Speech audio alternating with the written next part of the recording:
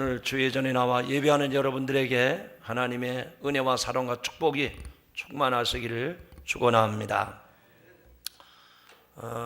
미국 사람들은 우리들처럼 그렇게 험악한 욕을 못합니다. 그런데 정말 꼭 들을 만한 욕을 하더라고요. 기분 나쁘지 않게 아주 꼭 새겨 들어야 될 욕을 하더라고요. 그 중에 한 가지 제가 소개를 할 테니까 어떤 욕인지 한번 들어도 기분 나쁘지 않고 내가 그런 사람이 되면 안 되겠다, 그런 경각심을 일깨워주는 그런 욕입니다. 그 사람들끼리 하는 욕인데, 간단하게 얘기하면 교회에 다니는데 성령 받지 못하고 건성으로 다니는 사람, 그게 그 사람들한테는 아주 최고의 치욕스러운 욕입니다. 제대로 교회를 다니면 다 성령을 받는데 성령 받지 못하고 마치 물에 기름 뜨듯이 겉도는 사람, 그게 아주 치욕스러운 욕이에요. 그런 욕을 할까요? 하면 안 되겠죠. 이렇게 오늘 한번 인사하시죠. 옆 사람한테 오늘은 성령 받는 날입니다. 시작. 아니, 여러분들의 그 억양을 제가 느낌으로 받아보니까 별로 관심이 없는 것 같아요. 오늘은 정말 성령 강림주일, 하나님이 약속하신 날이기 때문에 사모하는 자에게 그 성령이 임할 줄로 믿습니다. 옆 사람에게 이번엔 이렇게 인사하시죠. 우리 다 같이 성령을 사모합시다. 아멘. 하나님은 사모하는 자에게 주더라고요. 어린애를 키우는 엄마들도 보니까 애가 보채고 막 울면 얼른 가슴을 풀어헤치고 젖을 물리더라고요. 사모하면 주는 겁니다. 오늘 이 시간 성령을 사모하는 시간이 되기를 주의 이름으로 축원합니다. 이제 설교 시작합니다. 공자가 죽어야 산다, 공자가 죽어야 나라가 산다, 이런 책이 한때 베스트셀러가 됐던 적이 있습니다. 유교 문화의 폐해를 지적한 책이죠. 우리 한국 사람들은 유교의 영향을 많이 받아서 예로부터 체면 문화에 아주 익숙해 있습니다. 체면 때문에 안 해도 될 일을 해야 하고, 체면 때문에 형편이 안 되고 할 능력도 없음에도 불구하고 무리할 때가 많다 하는 얘기입니다. 한국 사람들이 종종 사용하는 표현 중에 이런 말들을 많이 했습니다. 남 부끄러워서 어디 살겠나? 남의 이목이 있는데 내가 그럴 수 있나? 남들이 뭐라고 하면 어떻게 할까? 이것은 남을 얼마나 의식하는지 보여주는 표현들입니다. 또 이런 비슷한 말들이 있죠. 내 체면이 말이 아니다. 또 여보, 그래도 내가 남편인데 남편 체면을 좀 세워줘야지, 이런 말도 많이 합니다. 또 여보게 체면 차리지 말고 많이 먹어. 옛날에 배고픈 시절에는요, 밥 많이 먹으라는 게 정말 불쌍한 사람을 돌보는 것 같지만 욕을 내는 밥 많이 먹어라, 그럼 그 욕입니다. 욕. 밥 많이 먹으라는 말을 함부로 하면 안 돼요. 다른 나라 사람들은 잘 모르지만 한국 사람들은 이 체면을 굉장히 중요하게 생각을 합니다. 이른바 체면 문화입니다. 이 체면 문화의 본질은 자기 자신에게 충실한 것이 아니라 지나치게 남을 의식하는 거예요. 그래서 나온 말이 냉수 먹고 뭐 한다고 그러죠?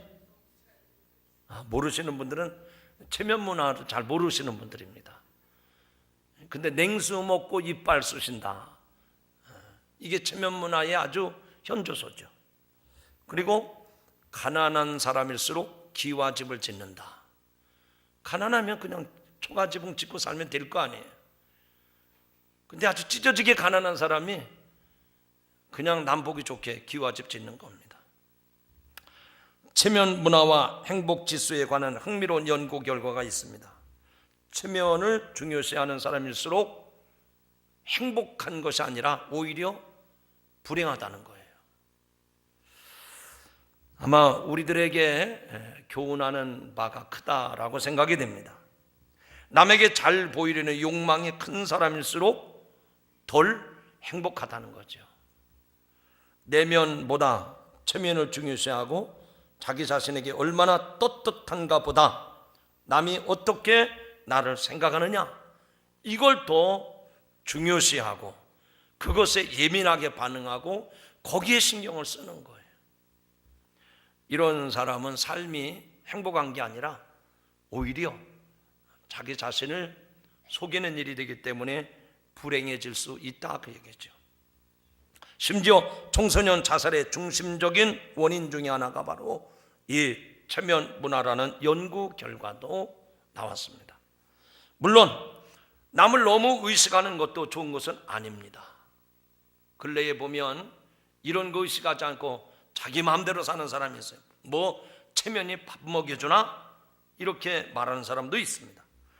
다른 사람은 아랑곳하지 아니하고 정말 꼴불견의 모습을 보여주는 경우도 더러 있습니다.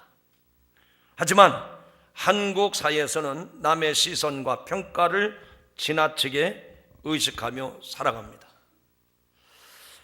여기서 체면을 중요하게 여긴다고 하는 것은 그만큼 자기 내면에 충실한 것이 아니라 외적인 것을 중요하게 여긴다.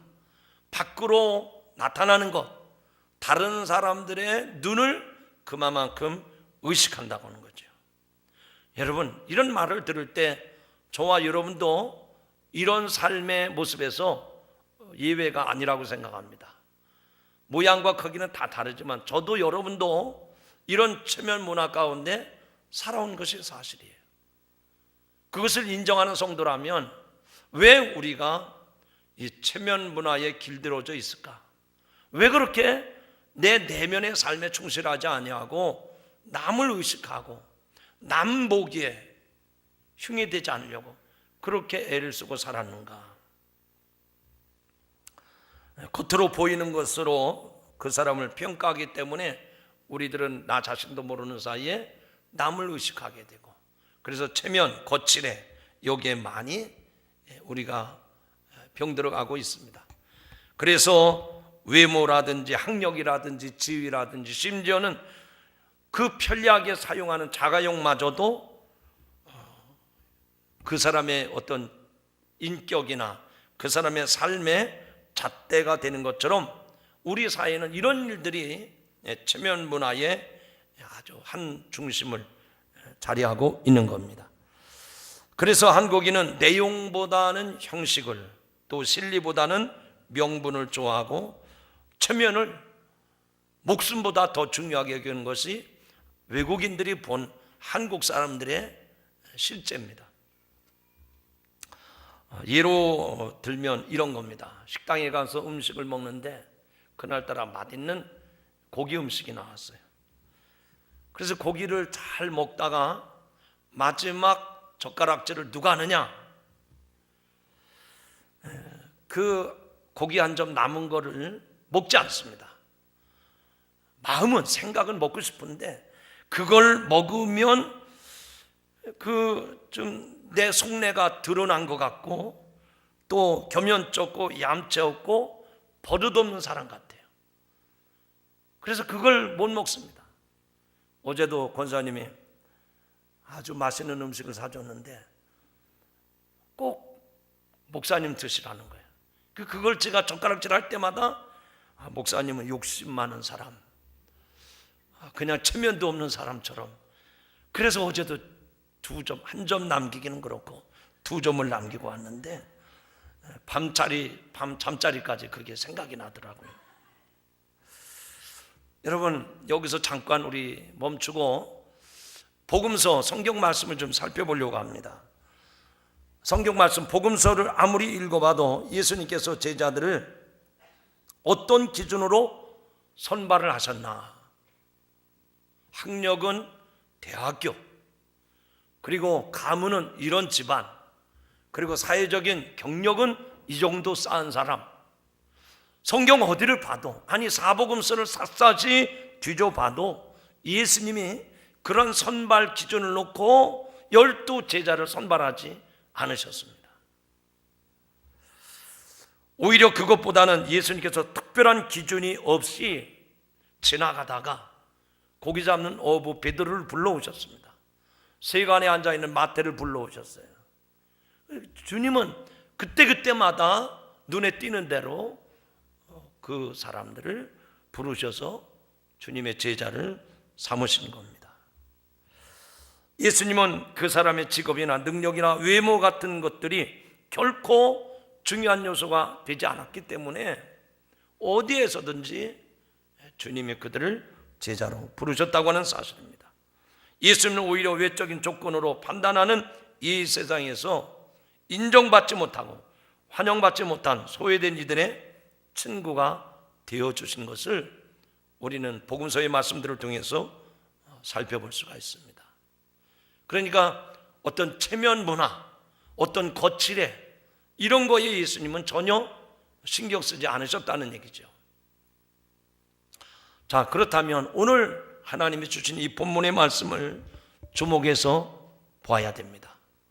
오늘 이 본문에서 세례 요한이 나오는데 예나 지금이나 체면 문화가 지배하고 있는 세상에서 내면의 진실성 그리고 순결함은 여지없이 외면당하고 외적인 조건의 가치의 판단 기준이 되어버린 그런 세상에서 참으로 우리가 어떤 자세로 살아가야 하는지를 잘 보여주고 있는 줄로 믿습니다.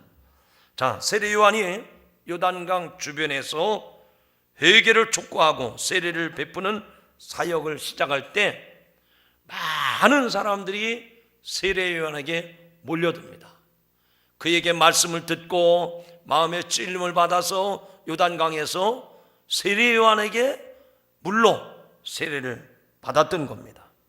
그리고 그 많은 사람들이 오랫동안 고대하고 기다려왔던 메시아가 바로 저분인가 보다. 세례 요한을 유대 민족 모든 백성들이 고대하고 갈망하던 메시아로 생각하고, 당신이 메시아입니까? 당신이 오실 그리스도이십니까? 그렇게 물을 때에 이 세례 요한은 한마디로 거절합니다. 내가 메시아가 아니고 내 뒤에 오시는 그리스도가 메시아라고.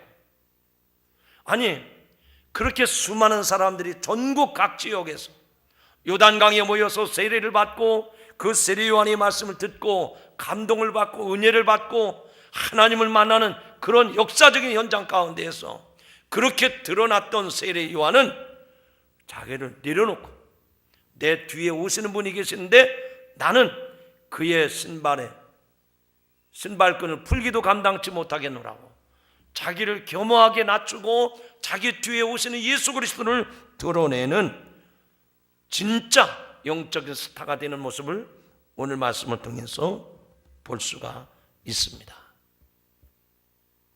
자, 저는 이 본문의 내용을 여러분에게 설명을 드리고 나서 만약에 우리 시대에 여러분이 세례 요한의 입장에 있다면 지금 많은 사람들이 여러분을 추앙을 합니다.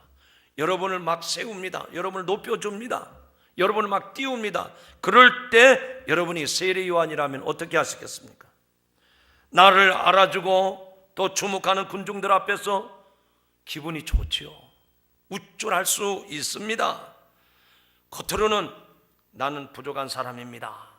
그렇게 말은 하지만 속으로는 은근히 메시아 행세를 해보고 싶은 충동이 있는 것도 사실입니다. 이럴 때 세상은 여러분을 향해서 어떻게 하라고 유혹합니까?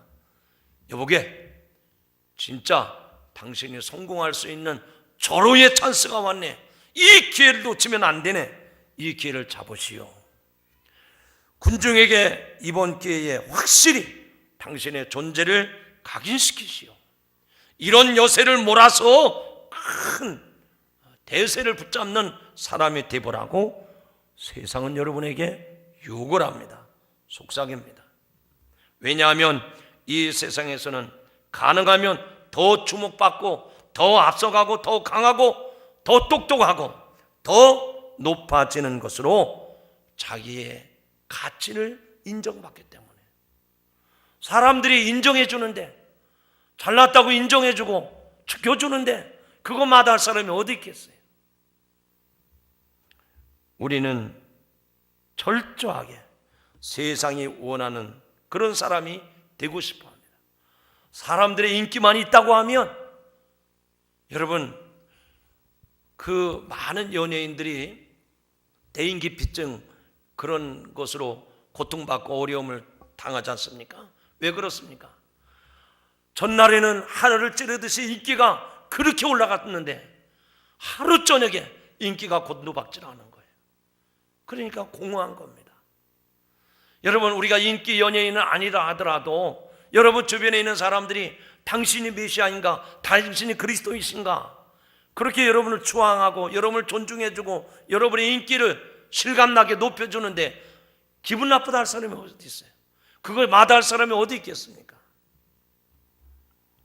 그러나 오늘 본문에 나오는 세례 요한은 그런 세상의 부추김, 그런 세상의 흐름을 거슬러 살아간 사람입니다. 그는 모든 사람들이 자기를 주목하는 그 순간에 하나님께서 자기에게 주신 사명을 감당하는 기회로 삼았습니다. 여러분, 자기에게 주신 그 사명을 감당했던 세례 요한, 그의 사명이 무엇입니까? 모든 사람이 인정해주고 주앙해주고 높여주고 다 붙들어주는데 그것을 마다하고 자기의 본업, 자기의 사명에 충실했던 세례 요한, 정말 그렇게 인기를 누를 수밖에 없는, 세상 사람들이 자기를 다 인정해주고 다 따르겠다고 하는데 그거를 마다하고 그거를 뿌리칠 수 있는 자기 본연의 사명이 무엇이었느냐 말이죠. 그냥 자기 내면에 들려오는 하나님 음성을 외면하고 내가 메시아 행세할 수 있잖아요. 요즘에 뭐 그런 사람들이 얼마나 많습니까? 그럴 만한 위치에 있고 그럴 만한 여건이 되었고 그렇게 많은 사람들이 자기를 따르고 인정해주고 그러는데 왜 그걸 버리고 왜 그 힘든 길, 그 어려운 길을 가느냐 말이죠. 세례 요한은 사람들이 인정해주고 사람이 높여주고 사람이 세워주는 그것이 자기 사명이 아니라 하나님께로부터 주어진 사명을 알았기 때문에 세상 사람들이 요구하는 거 따라가지 아니하고 하나님이 주신 본연의 사명을 감당한 줄로 믿습니다. 그러면 여기에서 여러분들이 그 대답을 찾으셔야 돼요. 세상 사람들이 주앙해주고 세상 사람들이 인정해주고 높여주고 그러는데 그것을 내려놓고 하나님이 주신 사명을 붙잡고 갔다고 했는데 그 본연의 사명이 무엇이었습니까? 자기 뒤에 오시는 분, 이스라엘 백성들이 대망했던 메시아 그리스도, 그분의 길을 예비하는 것이 세례 요한의 사명이었습니다. 그래서 그는 진심 어린 마음으로 이렇게 얘기합니다. 형제들이요, 나는 여러분에게 물로 세례를 베풀지만 나보다 더 능력 있는 분이 오실 터인데 나는 그의 신발끈을 풀어드릴 자격도 없습니다. 그는 여러분에게 성령과 불로 세례를 주실 것입니다. 나는 그분의 길을 예비하는 사람입니다. 할렐루야, 할렐루야. 여러분, 이 짧은 메시지를 통해서 하나님이 오늘도 여러분에게 주신 메시지를 들으셔야 돼요. 지금 사람들이 세례 요한에서 인정을 합니다. 세례 요한을 따르겠다는 거예요. 세례 요한이 메시아가 될 수 있다는 겁니다. 그런데 세례 요한은 뭐라고 하니까, 여러분, 내가 그런 능력 있는 사람이 아닙니다. 내가 추앙받을 만한 사람이 아닙니다. 내가 여러분의 인기를 한 몸에 받고 있지만 인기를 받으실 분은 내가 아니라 내 뒤에 오시는 그리스도 있습니다. 할렐루야. 우쭐하면 안 됩니다. 사람들이 박수 쳐준다고 거기에 흥분하면 안 됩니다. 내가 박수 받을 사람이 아니에요. 내가 인기를 받을 만한 사람이 아니에요. 나보다 능력 많으신 이가 내 뒤에 계시단 말이죠. 할렐루야. 세례 요한은 자기 존재를 분명히 알았습니다. 내가 인기를 받을 만한, 내가 박수 받을 만한, 내가 추앙받을 만한 사람이 아닙니다. 내 뒤에 오시는 분이 그분이십니다. 할렐루야. 성도 여러분, 가슴에 손을 얹고 오늘 이 말씀을 한번 생각해 보세요. 주변에 있는 사람들이 잘한다고 박수 쳐주면 기분 좋았잖아요. 때로는 우쭐했잖아요. 이렇게 잘 나가면 뭐가 될 것 같았잖아요. 그러나 그게 아니라는 겁니다. 세례요한은 내가 영광 받을 사람이 아니고 내 뒤에 오시는 그분이 영광 받으셔야 될 분이라고, 그러면서 심지어는 나는 그분의 신발끈을 풀어드릴 자격도 없다고, 내가 그분의 신발끈을 풀어드릴 만한 자격도 없다고. 여러분, 내가 된 줄 알면 안 됩니다. 저와 여러분은 그런 자격, 그런 조건을 갖춘 사람이 아니에요. 세례요한은 그걸 너무나도 분명하게 확실하게 알았던 겁니다.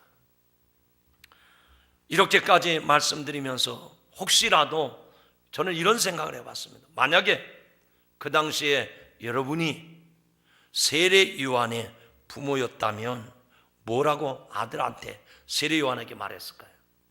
여러분이 세례요한의 부모였다면 이런 말을 혹시 하지 않았을까요? 얘야, 네가 뭐가 못나서 예수님의 종로로 탄다는 말이냐? 이미 사람들이 너를 주목하고 있지 않느냐? 그러니 많은 사람이 너를 따르려고 하는데 그렇게 겸손 떨지 말아라. 겸손이 밥 먹여주냐? 예수는 생각하지 말아라. 이참에 네가 1인자가 될 수 있는 거야. 네가 보스가 될 수 있는 거야. 여러분의 표정 보니까 곤란해서 말씀들을 안 하시는 것 같아요. 아마 우리 마음 한구석에는 그런 마음들이 있었을 거예요. 하지만 세례요한은 어떤 욕에도 흔들리지 않냐고 철저하게 1인자가 아니라 2인자로 살다가 하나님 나라에 갔습니다. 여기서 갔다고 하는 말은 순교당했다, 그 얘기입니다. 어떻게 그렇게 할 수 있었을까요? 그는 분명한 것을 알았기 때문에. 그는 분명한 것을 알았기 때문에. 저는 이 짧은 시간에 설교의 말씀을 통해서 여러분들도 세례요한이 알았던 것처럼 그 분명한 것을 깨달으시고 여러분의 삶으로 체득하시기를 주님의 이름으로 축원합니다. 여기서 중요한 거, 세례요한이 그 중요한 걸 알았다고 했는데 뭡니까? 세상 사람들이 당신이 최고다, 당신이 인기가 있다, 거기에 흔들리지 않았어요. 그게 중요한 것이 아니라는 것을 세례요한은 알았다는 얘기입니다.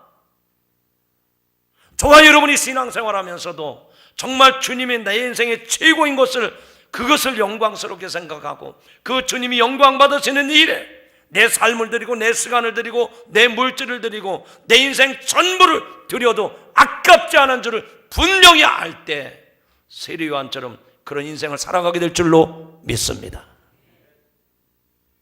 내일이 석가탄신일이죠. 대부분의 일터는 어제부터 연휴가 시작이 됐습니다. 예수 믿는 것도 좋지만 이런 연휴 때 들놀이도 가고 여행도 좀 갔다 오고, 여행하셔야 됩니다. 쉼도 필요합니다. 그러나 여행보다 더 중요한 게 누구인지를 알아야 돼요. 내가 쉬는 것도 중요하지만 진정한 쉼이 어디에 있는지 알 때 우린 세례요한 같은 사명으로 세상을 살아가게 될 줄로 믿습니다.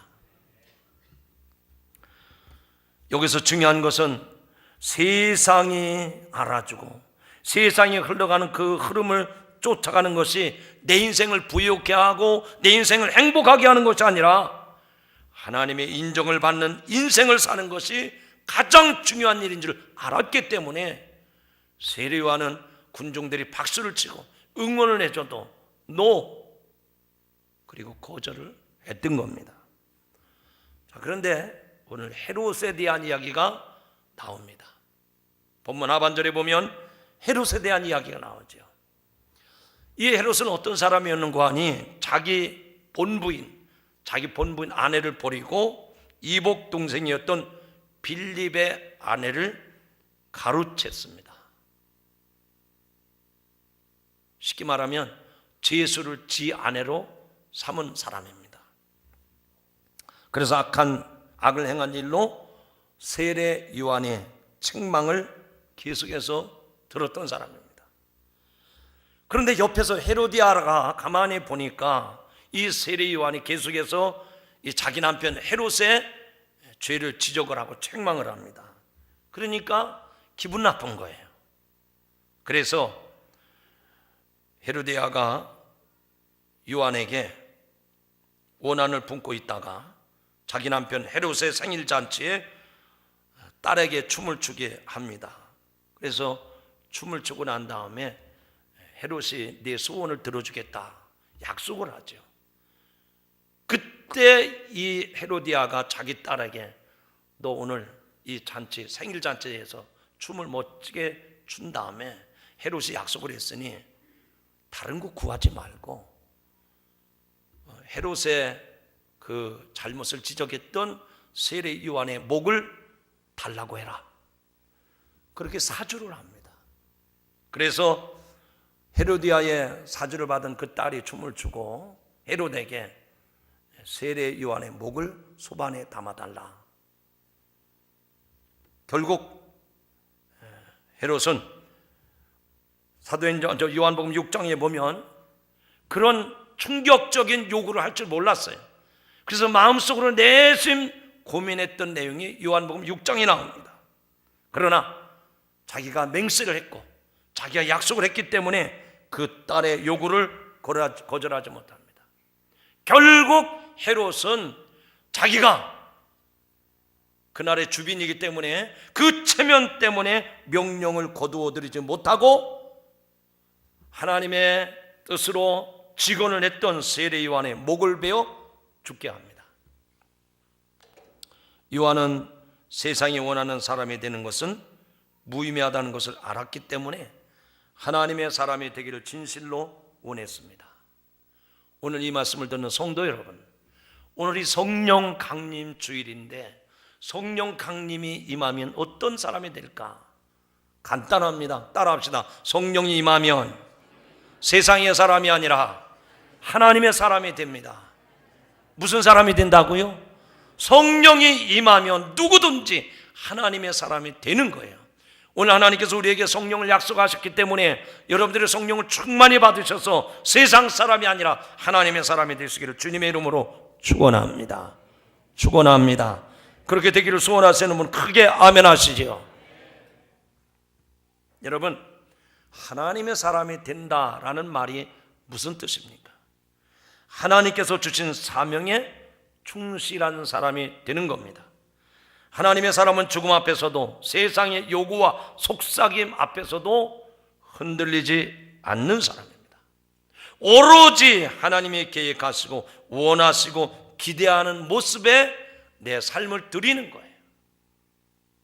그러므로 그런 하나님의 사람은 자기가 거칠애에 노란하지 않습니다.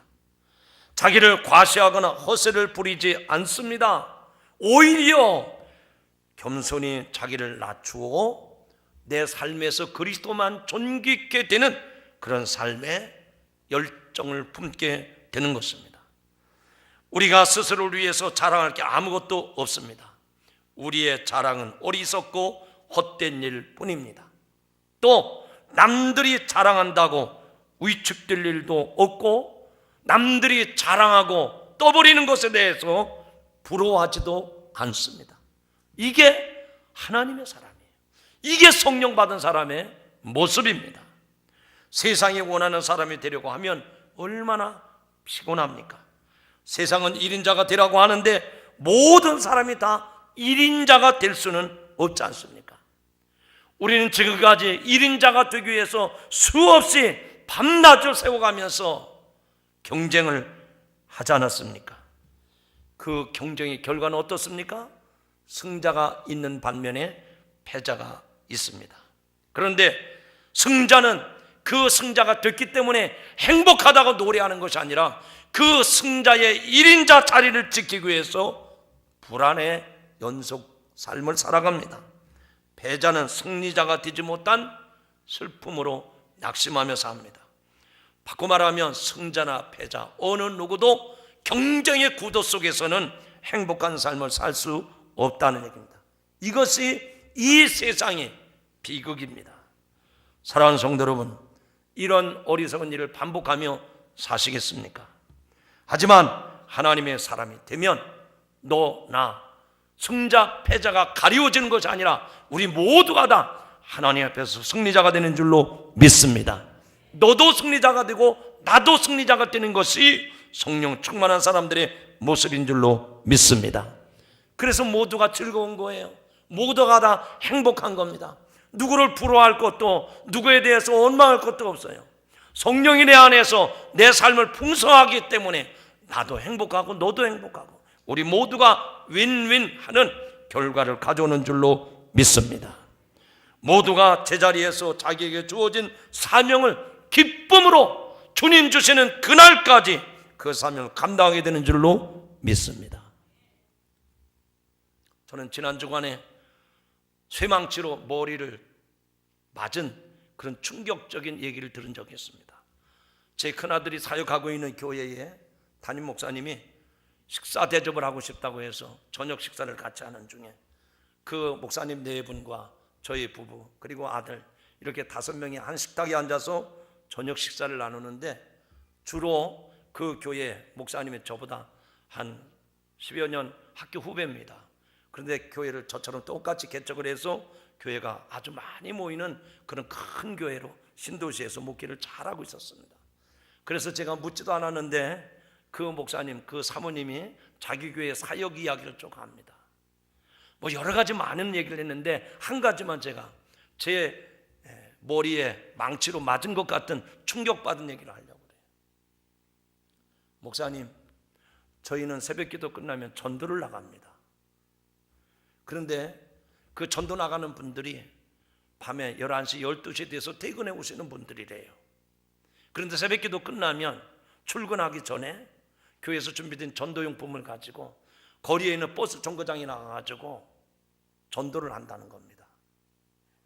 그래서 제가 물어봤어요. 그분들은 그 다음날 출근 안 하고 공휴일처럼 쉬는 분들입니까? 아니라는 겁니다. 그분들 중에 대한항공 기장이 3분이 있고 또 다 서울로 출퇴근하는 분들이래요. 그런데 자기들이 전도용품을 직접 만들어 가지고 그 번화가 거리에 나가서 양쪽에 줄을 서 가지고 자기들도 피곤하지만 그 일을 매일같이 한다는 거예요. 주일만 하지 않냐고 월요일부터 토요일까지 매일 한다는 거예요. 그래서 저는 궁금했어요. 목사님, 사모님도 그렇게 하십니까? 목사님, 사모님은 안 하는데 교인들이 그렇게 열심히 한다는 거예요. 한 주간 내내 저는 고민이 되었습니다. 무거운 짐이 되었습니다. 어떻게 그쪽 교인들도 예수 믿는 성도들이고 우리 교회 성도도 똑같이 예수 믿는 성도들인데 그 사람들은 자기 돈을 내서 자기 시간을 쪼개서 직장 생활하면서도 새벽 기도에 끝나고 나가서 새벽 전도를 하는가? 그래서 내가 물어봤어요. 새벽에 전도하면 낮에는 안 합니까? 낮에는 또 부인들이 나가서 월요일부터 토요일까지 전도를 한다는 거예요. 이 사람들하고 우리하고 다른 바가 뭔가? 성령 받으면 됩니다. 성령 받으면 합니다. 결론은 그거 하나였어요. 사랑하는 성도 여러분, 오늘 이 세례 요한의 모습을 보십시오. 사람들이 자기를 인정해주고 존중해주고 내가 1인자다라고 추앙해주지만 그거 다 내려놓습니다. 그리고 예수 그리스도, 내 뒤에 오시는 그분의 이름을 높이는 일에 세례 요한이 헌신을 합니다. 사랑하는 성도 여러분, 저와 여러분 모두가 그런 성도들이 되시기를 주님의 이름으로 축원합니다. 하나님께서 그렇게 살아가는 모든 사람을 귀하게 여기시고 칭찬해 주시고 축복해 주시고 세워 주실 줄로 믿습니다. 저는 제 고향이 충청도이기 때문에 프로야구 응원하는데 다른 팀을 응원해 본 적이 없어요. 오로지 한화만 응원을 합니다. 왜? 하나가 잘해서 응원을 하는 게 아닙니다. 제가 태어나고 자란 곳에 연고지가 한화팀이기 때문에 그래요. 몇 년 동안 꼴찌를 했습니다. 몇 년 동안 꼴찌를 했어요. 정말 이런 팀인데도 응원을 해야 될까 싶을 정도로 계속 응원을 해왔습니다. 그런데 올해 들어서 이 프로야구 하나팀이 이제 5할 때를 넘어서 가지고 이제 잘하고 있습니다. 왜 잘하는가? 물론 감독도 바뀌었고 많은 훈련을 했어요. 근데 왜 프로야구 하나팀이 응원을 이렇게 많은 사람들이 응원해주고 왜 그렇게 경기를 잘하는가 봤더니 딱 하나의 이유입니다. 다른데 원인이 있던 게 아니었어요. 따라합시다. 감독의 지시에 절대로 복종한다. 거기 보면 홈런을 잘 치는 선수들이 있습니다. 그래도 이번에 타선에 들어가면 감독이 지시를 내립니다. 너는 홈런을 치는 선수지만 이번에는 홈런을 치지 말고 번트를 대라. 그러면 자기가 아무리 잘 치는 선수라도 감독의 지시대로 번트를 댑니다. 그래서 그 경기를 계속 승리로 이끄는 거예요. 매번 경기 때마다 하나가 지겠다 싶은데 마지막에 가서 번복을 해서 뒤집습니다. 오늘도 제가 기대가 돼요. 지금 3연승인데 기대가 됩니다. 여러분 무슨 얘기하려고 하는지 아십니까? 감독의 작전대로 척척 해내는 선수가 홈런을 치는 홈런 왕보다도 더 훌륭한 선수라는 얘기입니다. 우리는 모자이크를 완성하시는 하나님의 손에 들려진 조각의 퍼즐에 지나지 않습니다. 하나님이 내게 정해주신 그 자리에서 하나님이 맡기신 제 역할에 충실하면 그 충실한 사람들을 통해서 아름다운 모자이크가 완성이 되는 것입니다. 세상에 그 무엇을 부추겨도 그것을 흉내낼 필요도 없고 또 사람들이 특정한 대상을 추앙한다고 해서 그것을 부러워하고 그것을 따라갈 필요도 없습니다. 내게 주어진 자리에서 묵묵히 감사와 기쁨과 사명을 가지고 그 일을 감당하는 것, 이것이 성령 받은 사람의 모습이고 이것이 하나님이 귀하게 여기시는 존경받을 만한 성도의 모습인 줄로 믿습니다. 결론합니다. 사랑하는 성도 여러분, 세상이 원하는 사람이 되지 말고 하나님이 원하는 사람이 되시기를 바랍니다. 한치의 흔들림도 없이 예수 그리스도의 길을 예비하고 그분의 신발끈을 풀어드릴 자격도 없다고 겸손히 자기를 낮춘 세례 요한처럼 살아가시기를 바랍니다. 그런 사람이 되려면 어떻게 해야 될까요? 신앙의 연주가 오래됐을까요? 믿음의 집안에서 태어났어야 될까요? 교회에 헌금을 많이 하고 봉사를 많이 하고 교회를 많이 한 사람이 되어야 될까요? 아닙니다. 오늘 말씀을 통해서 보니까 세례 요한도 성령 받은 다음에 그 일을 감당했습니다. 예수님도 성령 받은 다음에 공생의 사역을 시작했습니다. 관건은 성령 받아야만 하나님의 사람이 되고 성령 받아야만 존경받는 인물이 된다 하는 얘기입니다. 오늘 성령 강림절 하나님이 약속하신 주일인데 저와 여러분 들레지 말고 설레지 말고 나 자신을 낮추면서 주님의 이름을 높일 때 그리고 여러분이 맡겨진 자리에서 최선을 다할 때 성령이 여러분을 통해서 일하실 줄로 믿습니다. 그것이 성도의 귀한 삶입니다. 그것이 빛나는 삶입니다. 그것이 아름다운 삶입니다. 그것이야말로 성령 충만한 성도의 모습인 줄로 믿습니다. 따라합시다. 성령 받아야 하나님의 사람 됩니다. 오늘 성령이 여러분에게 강권적으로 역사함으로 하나님의 사람으로 살아가시기를 주의 이름으로 축원합니다.